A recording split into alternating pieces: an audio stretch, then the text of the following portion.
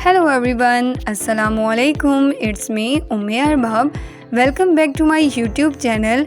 आज मैं आपके साथ जॉन डन की एक बहुत ही romantic poem sweetest love I do not go को डिस्कस करूंगी. ये पोइम एक लव सॉन्ग है जिसमें पोइट अपनी बिलवड को ये समझाने की कोशिश करते हैं कि वो उससे बहुत प्यार करते हैं. उनके प्यार के बीच में कोई दूसरा नहीं आ सकता. यहाँ तक कि ये जो दूरी उनके बीच में आ रही है सेपरेशन की वजह से, वो भी बहुत जल्द ख़त्म हो जाएगी और वो दोबारा एक हो जाएंगे. अगर उनका प्यार यूं ही सच्चा रहेगा तो वो हर मुसीबत को पार करके आगे बढ़ जाएंगे. और ये जो दूरी है ये बस एक तरह की प्रैक्टिस है उस लंबे सफ़र के लिए, उस लंबी दूरी के लिए जिसे डेथ कहते हैं. Furthermore, the poet tells his beloved that he is not leaving because he is tired of the relationship. Instead, he must go as a duty. सबसे पहले हम जॉन डन के इंट्रोडक्शन के बारे में देख लेते हैं. John Donne was born on 1571 or 1572 in London and he died on 31st March 1631 in London. John Donne एक इंग्लिश पोइट, स्कॉलर, सोल्जर और सेक्रेटरी थे and he born into a recusant family who later became a clerk in the Church of England. He is also known as the father of metaphysical poets. ये metaphysical poets के father और founder भी कहलाते थे और इनकी most important poems में valediction of forbidding mourning, death be not proud, go and catch a falling star आती हैं. नेक्स्ट हम पोइट के इंट्रोडक्शन के बारे में देखते हैं. इस पोइम के इंट्रोडक्शन के बारे में. This poem was published in his collection song and sonnet in 1633. इस पोइम को 1633 में पब्लिश करवाया गया. ये एक लव सॉन्ग है जो कि जॉन डन ने लिखी जब वो जर्मनी के लिए रवाना हो रहे थे. In this poem the poet describe the importance of true love in human life. इस पोइम में जॉन डन इंसान की ज़िंदगी में एक सच्चे प्यार की इम्पोर्टेंस को डिस्क्राइब करेंगे.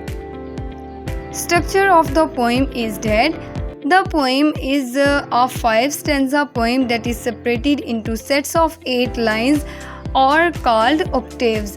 ये एक 5 स्टेंजा पोइम है जो कि 8 लाइंस पर मुश्तमिल है और उसे ऑक्टेव कहते हैं.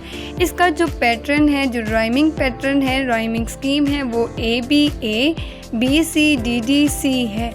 Alternating end sounds as the poet saw fit. In regards to meter and rhythm, the lines alternate greatly in length. Rhythm और मीटर की वजह से इसकी जो लाइंस हैं वो काफ़ी लंबी हैं. थीम्स इस पोइम का देख लेते हैं.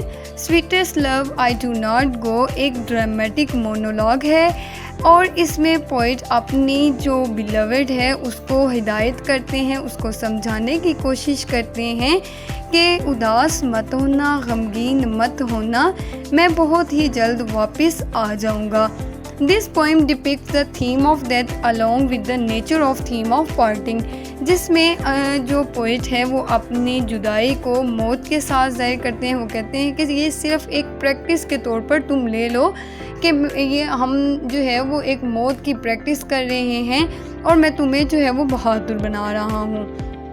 He asked his beloved to get used to parting because eventually death would separate them. वो कहते हैं मैं तुम्हें उस चीज़ के लिए तैयार कर रहा हूँ कि डेथ भी एक दिन हमें सेपरेट कर देगी, तो तुम इसे एक मेरी डेथ के तौर पर ही समझना. Central idea of this poem is that Sweetest love I do not go shows John Donne art of metaphysical poetry. इसमें मेटाफिज़िकल पोइट्री के आर्ट को जॉन डन डिस्क्राइब करेंगे और इस पोइम में जो जॉन डन है वो अपनी सेपरेशन को, अपने दुख को बताएंगे और उसे एक डेथ के साथ कंपेयर करेंगे. Each line the poet's battle between his mind and his death is clear. He explains nature by creating an analogy. Next is अब हम इस पोएम को स्टार्ट करते हैं. Sweetest love I do not go for weariness of thee. मेरी प्यारी महबूबा, मैं तुम्हें छोड़कर इसलिए नहीं जा रहा कि मैं तुमसे उकता चुका हूँ. nor in hope the world can show a fitter love for me। ना ही इस उम्मीद में कि दुनिया मुझे तुमसे बेहतर एक बिलवर्ड तलाश कर देगी, एक बेहतर लव तलाश करके देगी, ना ही मुझे तुमसे बेहतर बिलवर्ड दुनिया में मिलने की उम्मीद है। But since that I must die at last, लेकिन एक दिन चूँकि मुझे मर जाना है। It is best to use myself in jest, इसीलिए यही सबसे अच्छी बात है। Thus my feign that's to die, इसीलिए यही सबसे अच्छी बात है कि मैं अपने मरने का ड्रामा करूं। तो जो पोइट हैं वो कहते हैं कि एक आर्जी तौर पर मैं तुमसे जुदा हो रहा हूँ, ये तो महज तुम्हें उस सूरत हाल के लिए इस्तेमाल करने की कोशिश है कि जब मैं वाकई मर जाऊँगा और तुम्हें मेरे बग़ैर ही ज़िंदगी गुजारना पड़ेगी, तो बस मैं तुम्हें उस चीज़ के लिए तैयार कर रहा हूँ। सेकेंड स्टैंजा में पोइट कहते हैं, Yesterday night the show went hence and yet is here today। क्या तुमने नहीं देखा कि कल रात सूरज यहीं से ही चला गया था। And yet he is here today, और आज दोबारा वापस आ गया है। He hath no desire nor sense, ना तो उसे किसी के लिए वापस आने की ख्वाहिश थी और ना ही उसके ऐसे जज्बात थे। Nor of so short a way, लेकिन वो फिर भी आ गया है। मेरा सफ़र तो सूरज के सफ़र से आधा भी नहीं है। पोइट कहते हैं कि सूरज में तो किसी किस्म की कोई ख्वाहिश ही नहीं थी, कोई डिज़ायर ही नहीं थी, लेकिन वो तो फिर भी आ गया है। वो अपना चक्कर पूरा करने के लिए वापस आया है। लेकिन मेरा सफ़र तो सूरज से भी आधा है, मुझ में तो डिज़ायर है। देन फियर नॉट मी, तो तुम इसलिए मेरी फ़िक्र मत करो। But believe that I shall make, लेकिन ये यकीन रखो, I shall make speedier journey since I take more wings and spurs than he, लेकिन ये यकीन रखो कि मैं सूरज की निस्बत ज़्यादा रफ्तार से अपना सफ़र तय करूँगा, चूँकि मेरे पास सूरज की निस्बत उड़ान भरने के लिए ज़्यादा पर और ज़्यादा उमंग है। विंग्स मीन पर एंड स्पर्स मीन उमंग। तो वो कहते हैं कि मेरे पास सूरज की निस्बत उड़ान भरने के लिए ज़्यादा पर और ज़्यादा उमंग है, मतलब कि तुम्हारी कुर्बत हासिल करने की मुझ में ख्वाहिश है, इसीलिए मैं बहुत ही जल्द वापस आ जाऊँगा। थर्ड स्टैंजा में पोइट कहते हैं, O how feeble is man's power, और इंसान की ताकत कितनी कमज़ोर है। That if good fortune fall, के अगर उसकी बदकिस्मती आ जाए। Can not another hour nor a lost hour record, तो उसमें इतनी भी ताकत नहीं होती कि वो उस बदकिस्मती को टाल कर अपनी खुदकिस्मती का एक घंटा भी वापस ला सके। बट कम बैड चांस, लेकिन अगर बदकिस्मती आ जाए, and we join to it over strength, तो हम अपनी मायूसी की वजह से उसके साथ मिलकर उसे मज़ीद ताकतवर बना देते हैं। And we teach it art and length, और मुसलसल मायूस रहकर उसे ये भी सिखाते हैं, its self overs us to advance, उसे ये भी सिखाते हैं कि बदकिस्मती का अरसा किस तरह लंबा किया जा सकता है।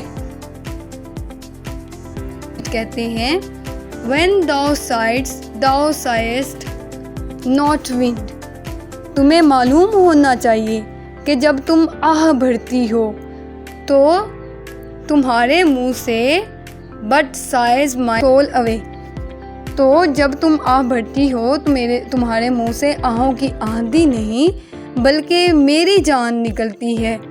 When thou weepest unkindly kind, जब तुम रोती हो तो तुम मुझे सख्त तकलीफ़ पहुंचाती हो। My life's blood doth decay, और मेरा ज़िंदगी बख्श खून ख़त्म होने लगता है। It cannot be that thou lovest me as thou sighest, ये तो कभी हो ही नहीं सकता कि तुम एक तरफ तो वादा करो कि तुम्हें मुझसे मोहब्बत है और तुम दूसरी तरफ आहें भरकर और रो धोकर मेरी मौत का सामान पैदा करो। If in thine my life the west date are the best of me. तो वो कहते हैं हम दोनों में से तुम्हारे वजूद का होना सबसे ज़रूरी है, क्योंकि इसमें मेरी और तुम्हारी दोनों की जान बसी हुई है। नाउ पोएट कहते हैं let not die diving heart. तुम अपनी पेशन गोई करने वाले दिल को मेरे बारे में ये सोचने मत देना। For think me any evil, कि मुझे कोई हादसा पेश आ गया होगा। डेस्टिनी में टेक दाए पार्ट, अगर तुम ऐसा करोगी तो हो सकता है। एंड मे दाए फियर्स फुलफिल, तो हो सकता है कि तकदीर तुम्हारे साथ मिल जाए और मेरे बारे में तुम्हारे खदशात की तकमील कर दे और मैं वाकई किसी बुरे हादसात का शिकार हो जाऊं। But think that we are but turned aside to sleep, तो मेरे बारे में परेशान होने की बजाय तुम सिर्फ यही सोचना कि मैं गया ही नहीं हूँ, बल्कि तुम्हारे बिस्तर पर ही मौजूद हूँ। They who one another keep alive near parted be, और यही सोचना कि मैं तुम्हारे बिस्तर पर मौजूद हूँ और दूसरी तरफ करवट बदल कर सो गया हूँ। याद रखो कि मोहब्बत करने वाले एक दूसरे को अपनी यादों में ज़िंदा रखते हैं और वो कभी भी एक दूसरे से जुदा नहीं होते। नेक्स्ट इस पोइम की समरी है, जिसमें पोइट अपने प्यारे से जुदाई के दर्द को मौत के तौर पर पेश करते हैं और हर सत्र में शायर की दिल और दिमाग से जंग जारी होती है और वो एक तशबीह बनाकर फितरत की वजाहत करते हैं। सेकंड स्टैंजा में पोइट सन को के साथ कंपेयर करते हैं, कहते हैं कि उसमें तो डिज़ायर ही नहीं है, उसमें कोई ख्वाहिश ही नहीं है, लेकिन वो फिर भी वापस आता है और मुझ में तो फिर ख्वाहिश है तुम्हारी कुर्बत की, तो मेरे अंदर ख्वाहिश है तुम्हारे पास वापस लौट आने की, तो मैं वापस ज़रूर लौट कर आऊँगा। और इसको कंक्लूड करते हुए कहते हैं कि हम दोनों की जान एक ही है, इसलिए तुम मेरे बारे में बुरा ख्याल मत करो, अच्छा ख्याल रखो। और the poet tell his beloved that he is not living because he is tired of the relationship, instead he must go as a duty.